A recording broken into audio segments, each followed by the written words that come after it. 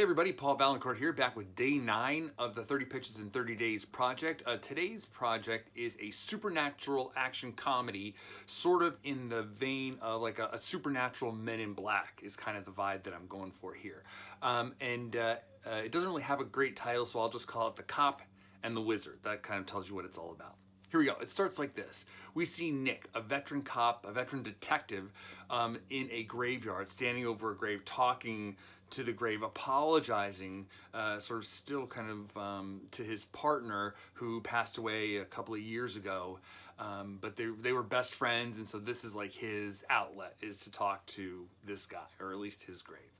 Then we see Nick at the police station. It's like he's did that on his way to work, and now he's at the police station. He's alone, he's misanthropic, he doesn't really have any friends. He has a hard time keeping a partner. Since he's lost his partner, we know that he has had a hard time keeping a partner, and that he kind of just wants to do everything on his own. And probably deep down it's because he's afraid of being responsible for someone else again. He's afraid of being in that partner relationship, because you can really get hurt the most if that person dies, or if you feel responsible for that person's death, which 100% Nick does. So we see him, and we see that he's like, but he's a great detective. He closes cases all the time, but he has all this paperwork now to do, so he's sort of bogged down with that. Then we cut to a subway where we see Corey, a young man in his 20s, sort of like a little bit of a hipster, and full-on millennial on his devices with the headphones in, and just sort of doing his thing, bopping along, friendly, outgoing, saying hi. He knows a bunch of the people on his subway route, and he's in a subway station when suddenly, boom! Something invisible hits him and knocks him all the way to his knees. Some people like turn around to see if he's okay. He is, but he's like in a cold sweat, in a panic, and he runs to a public restroom and dives into a stall and closes it, and he pulls a couple things out of his little backpack and casts a spell. This is the wizard. He casts a spell, and we see that it sort of shows almost like a supernatural security cam version of an older man getting killed. But we can't see who the killer is. We just see that this man is a few sort of dream-like images of this man getting killed. Corey knows what he has to do. Back to the police station where we see Nick sort of up to his elbows in paperwork. Corey comes in and makes a beeline straight for him, and starts to tell him his tale of, oh, look, I want to report a murder. It's my friend, my teacher, and then slowly it sort of tumbles out that he's a wizard and his mentor was a wizard, and Nick is like, well, you're crazy, why are you coming to me? And Corey says that, well, that my teacher, my mentor, said that if ever I had a problem, I should come to you because you had helped him a few years ago. And we sort of find out that there was some sort of vandalism problem around this guy's house, and then Nick was the one that helped, and so he earned the trust of this wizard. But Nick didn't know he was a wizard. He was just like a regular guy. But this whole story is a little bit much for Nick, who has a lot of work to do. He has this case that he just can't crack, of drug dealers building up, and he hasn't been able to crack yet. He really needs to focus on that and this paperwork. He's going to be here all day filling out paperwork. And then Corey says, what if I can help you with your paperwork? Nick says, look, if you could help, if you're a quick typist or something and you can sort of get all this paperwork done, that'll free up a bunch of hours, and I'll be able to talk to you about your stupid, crazy thing. So Corey casts a quick little spell, touches Nick's head. He doesn't want to, but touches Nick's head. Nick sort of freaks out for a second, but then when he sort of comes back to, all of his thoughts are literally down on paper. All of his thoughts are literally down on paper, and Corey's cast a spell that helps him fill out take all the things that he knows that have to go into these reports, and boom, they're done. And just as Nick's sort of supervisor comes by, he's like, Nick, what are you doing? You're fooling around here, wasting your time with this kid or whatever. And Nick's like, no, I'm done with all this paperwork. I'm on a new case. And so Corey seems very satisfied with himself, and Nick is happy to be done with the paperwork, but still not totally sure what to make of this whole thing. I mean, he can't deny what just happened, but he doesn't have any framework for what it is. So Corey takes Nick to his mentor's house, which is totally burned down to the foundation. It's just totally flat, black rubble and smoking, It happened fairly recently. The only thing left standing is a metal doorway with a metal door that's sort of like set towards the back of the house, and seems like it might have gone into like a tiny little closet. So they're looking through, and there's really nothing there to see. Even the fire investigators are kind of on their way out as Nick and Corey are on their way in, and they're like, yeah, man, there's nothing there. We have to do some tests and see if we can figure out the cause of the fire, but there's nothing. Everything was burned up.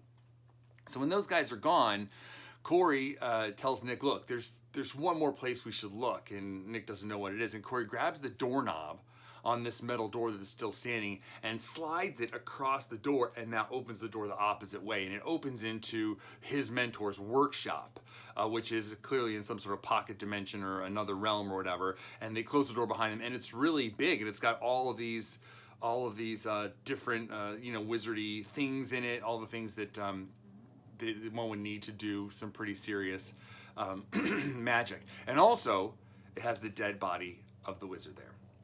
And so they sort of investigate, and Nick does a quick once over on the body, and they sort of start to get a sense of what happened here. They start to get a sense of what killed this guy. And while they're investigating, Corey sort of goes off to on the side and does like a secret little incantation that opens a secret sort of vault, and he takes out a single item and puts it in his pocket without Nick seeing. But although they really haven't gotten a ton from this, they do have a sense of where to go next. Right, where to go next. And so, but we cut away from that for a moment as they sort of are on the way to their next stop, and we see that Nick's case that he can't crack has to do with these drug dealers and their sort of new foot soldiers that are extremely vicious and extremely violent, and we start to see a glimpse of who these foot soldiers are, and they're not human. They're goblins. And somehow these drug dealers are starting to recruit a few goblin soldiers to be their foot soldiers, and that's shifting the balance of power from the existing sort of powerful drug dealers to these new up and coming drug dealers who have these new allies. And this is the case that Nick hasn't been able to crack because he hasn't really sort of explored the supernatural or goblin dimension of this thing. But we know we're a little bit ahead of him now, and we sort of know kind of what's on the horizon for him.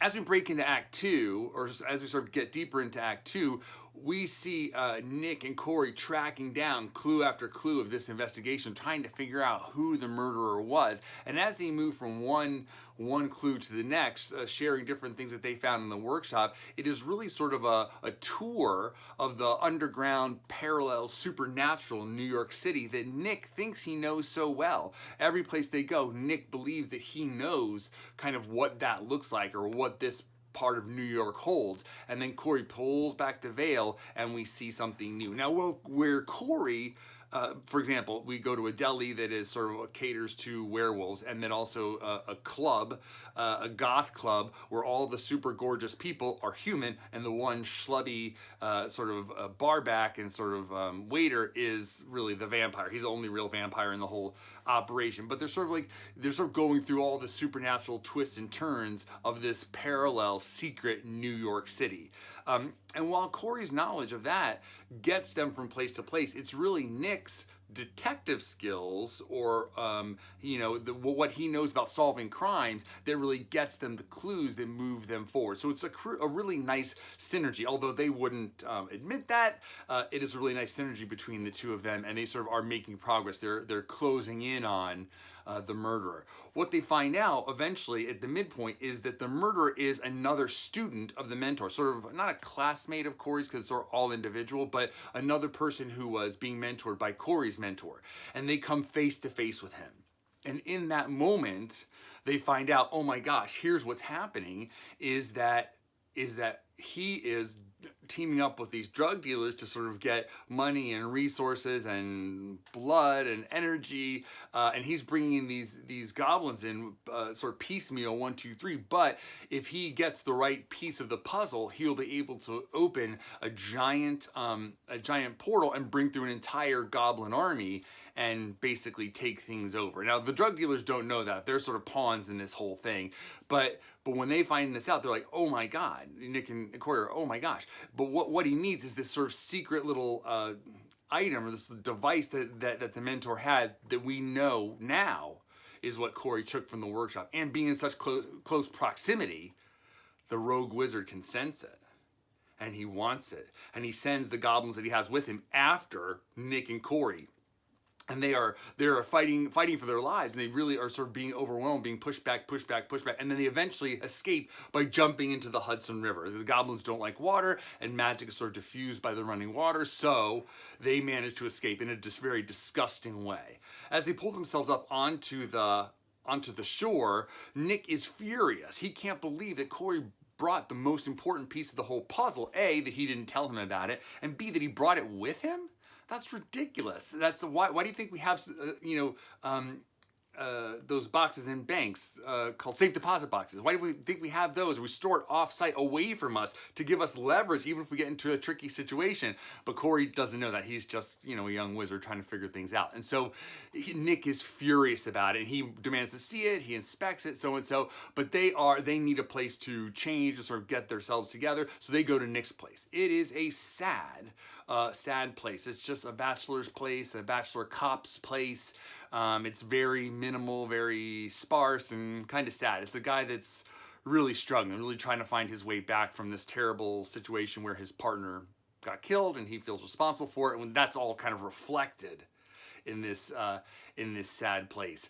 And they had this gigantic blowout fight at the apartment, and Nick can't believe that any of this is happening, and he just needs a second. He's gonna go out for coffee.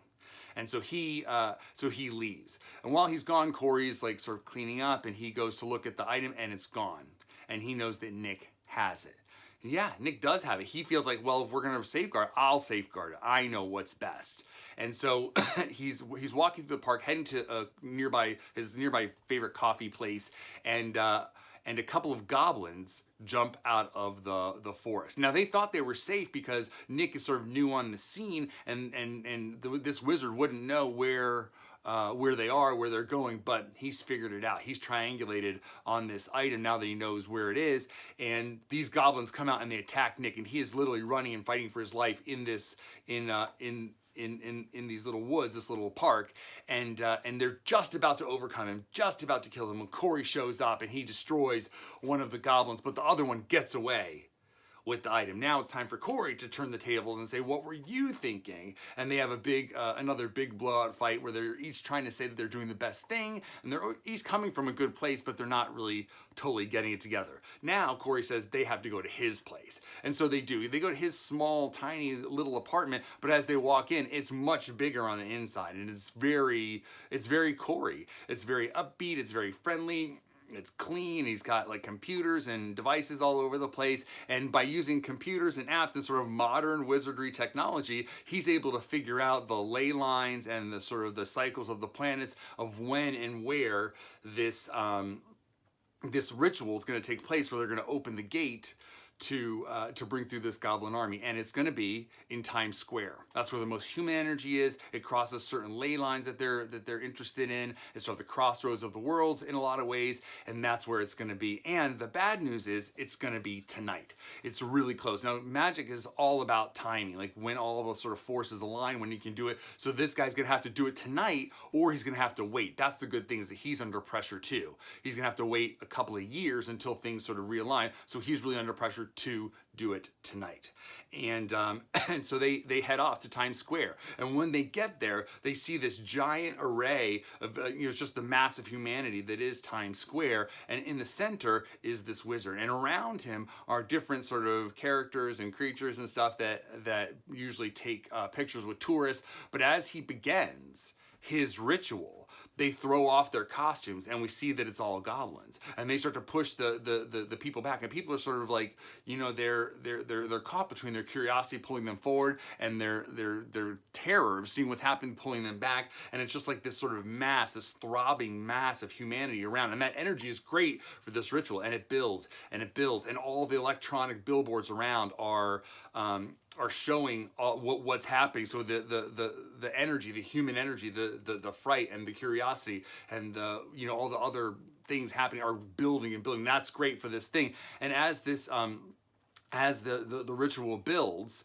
we see that the gate begins to open. It's just like a sort of a hole in space and time, and it's covered by a thin sort of gooey membrane, and these hands are starting to reach through. They're pushing through and stretching out almost like a balloon. They're stretching out almost like a kid being born, like it's just like pushing through, and we see them sort of like just, it's pulling back over them, and it's just gooey, but it's they're coming into, in different strands, coming into our dimension, stretching the membrane, stretching, and they're starting to interact with our world through this membrane, through this stretched tight membrane. And then but then Nick and Corey show up. they show up and they see what's going on, and Corey is casting spells and Nick is shooting his guns, and they're trying to distract and they're trying to stop this this ritual, but it's really far gone at this point. It's almost over. It's almost done. Finally, Corey turns to Nick and throws a spell, an enchantment on his gun that's gonna help him be able to affect this magical situation where his gun really has been largely ineffective up till now. But in throwing that spell, Corey kind of uses the last reserves of his energy and he's spent. But the rogue wizard isn't. He pulls Corey to him and holds him as a human shield, and Nick now has his gun and one final bullet. This is an exact reflection of what happened with Nick's partner before, where he wasn't able to save his partner. He wasn't able to take that shot. He wasn't able to save the person that he cared about the most. And so now he's sort of at a crossroads. Corey is really being used to cover up the rogue wizard. The ritual is almost done. The earth hangs in the balance as Nick lines up the shot, and bang, he takes it. We see the bullet in slow motion traveling across the distance, just missing goblins, just missing people who are innocents, until finally, boom, it hits him, but it doesn't hit him in the head. It hits the wizard in the shoulder, causing him to drop the device. And then Corey dives for it and catches it in midair. And the wizard spins around, and he's furious. But just as he's about to cast the spell, he no longer has the item, and he's vulnerable, and these goblins through the membrane grab him and pull him through. And so now he's hoisted on his own petard. His thing that should have been his most powerful moment is now his weakest moment, and he's pulled back through the gate. As now Corey has the device, he's closing the gate, and it cuts some of the goblins off in our dimension, stuck in these membrane cases. And once they're cut off from the gate, they just explode in these gooey messes, covering everyone and everything in Times Square with this crazy supernatural ectoplasmic goo. But the earth is saved. We got to our final scene where we see Nick back in the graveyard talking to his partner. But as the shot widens out, we see these there with Corey now. And they are, he's moved on. He's moving on. He has a new partner, someone he can work with. He resolved his issues with his friend. They were sort of at the very cusp of this goblin invasion case, and now that's put to rest. And so Nick is kind of like, come to peace with his ex-partner. And as they're sort of walking out, Nick says, "How about some coffee?" And Corey's like, "Oh, I know a great place. It's run by some dryads." And then it's like some really fun bickering and bantering as the screen fades to black. That's it. That's day 9, The Cop and the Wizard. I'll see you tomorrow for day 10. We're 1/3 of the way there. Thanks for watching.